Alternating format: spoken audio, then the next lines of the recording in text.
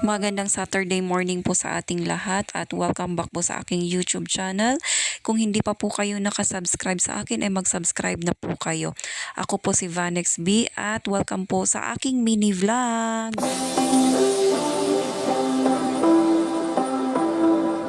Okay guys, nandito kami ngayon sa Buhisan Elementary School ng Bunawan, Davao City para dumalo sa activity ng aking anak na Boy Scout. Ito ay tinatawag nilang Campfire Activity Program.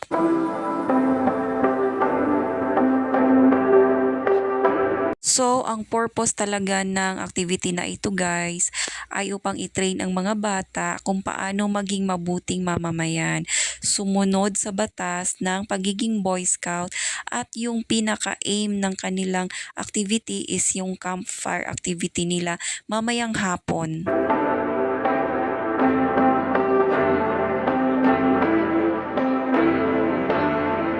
So dito guys, alas 3 na ng hapon kaya pinalabas na nila yung mga bata at pinaikot nila hanggang ma-form ng circle. At dito, in-entertain sila ng mga trainers nila.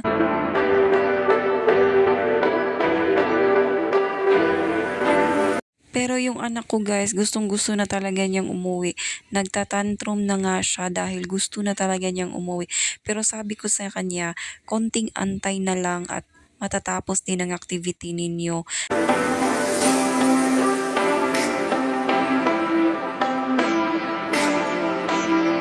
Dito guys, tinuturuan na nga yung mga bata kung paano yung mga drills na ginagawa nila. Yan yung pinaka-highlights ng activity nila guys, yung lighting ng kanilang campfire. Sa tingin ko guys, madami natutunan ang mga bata dito guys. Dahil nga informative itong kanilang activity at marami ding na-share ang kanilang mga trainers sa kanila na ma-apply nila sa kanilang mga pang-araw-araw na ginagawa or pag-aaral nila.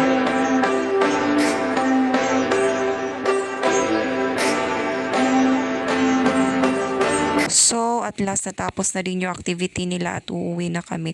So, time check is 3:30 na ng hapon at mataas pa din ang init ng araw. At ayan, pababa na kami sa paaralan. Sasakay na kami at uuwi na kami. So, dito na lang at maraming salamat po sa inyong panonood at magkita-kita po tayo sa next video ko. Salamat, bye-bye!